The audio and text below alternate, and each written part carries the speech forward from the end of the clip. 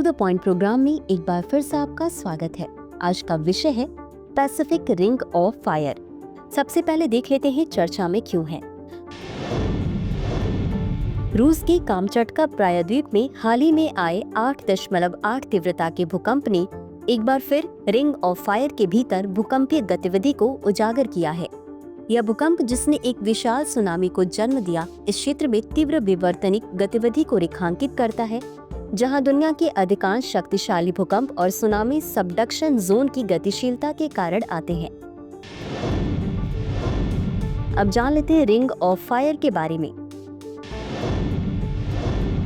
Ring of fire प्रशांत महासागर को घेरे हुए एक घोड़े की नाल के आकार का भूगर्भीय क्षेत्र है, जो लगभग 40,000 किलोमीटर तक फैला है। यह अपने लगातार ज्वालामुखी विस्फोटों और भूकंपीय गतिविधियों के लिए जाना जाता है, जो इसे दुनिया के सबसे भूगर्भीय रूप से सक्रिय क्षेत्रों में से एक बनाता है। इस क्षेत्र को यह नाम इसके चारों ओर होने वाली तीव्र ज्वालामुखी और भूकंपीय गतिविधियों के कारण मिला है, जो अग्निवलय जैसा दिखता है। यह क्षेत्र दुनिया के लगभग 75% सक्रिय ज्वालामुखियों का घर है और दुनिया के लगभग 90% भूकंपों के लिए जिम्मेदार है।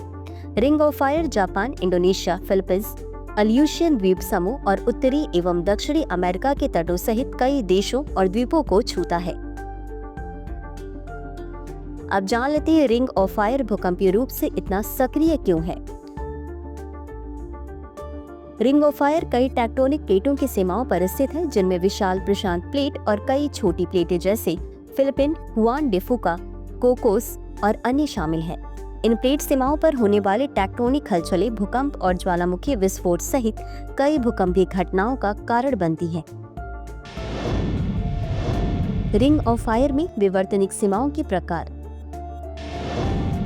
अधोहन क्षेत्र या अभिसारी सीमाएं। इन क्षेत्रों में एक विवर्तनिक प्लेट दूसरी के नीचे धंस जाती है, जिससे अत्यधिक दबाव उत्पन्न होता है। इस अधोहन प्रक्रिया के परिणाम स्वरूप मैग्मा का निर्माण होता है, जिसके परिणाम स्वरूप ज्वालामुखी विस्फोट होते हैं। प्लेटों के झुकने और टूटने से शक्तिशाली भूकंप भी आते हैं, जैसे कि कामचटका में आया भूकंप। रूपांतरण सीमाएं, भ्रंश रेखाएं।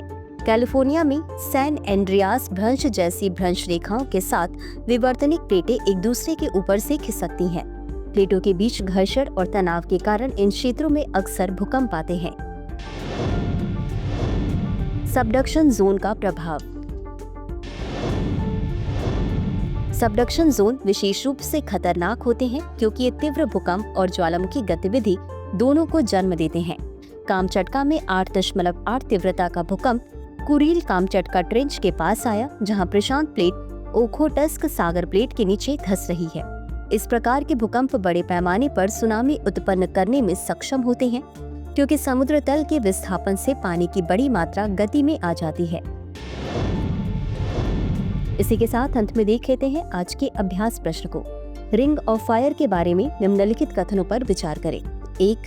रिंग ऑफ फायर में सबडक्शन जोन ज्वालामुखी और भूकंप दोनों के निर्माण का कारण बनते हैं।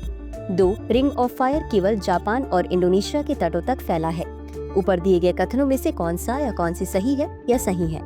ए केवल 1, बी केवल 2, सी 1 और 2 दोनों, डी न तो 1 और न ही 2।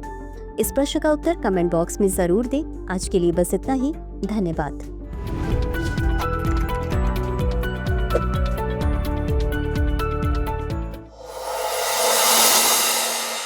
डियर व्यूअर्स, अपने एग्जाम की तैयारी को और बेहतर करने के लिए हमारे चैनल को लाइक, शेयर और सब्सक्राइब करना न भूलें।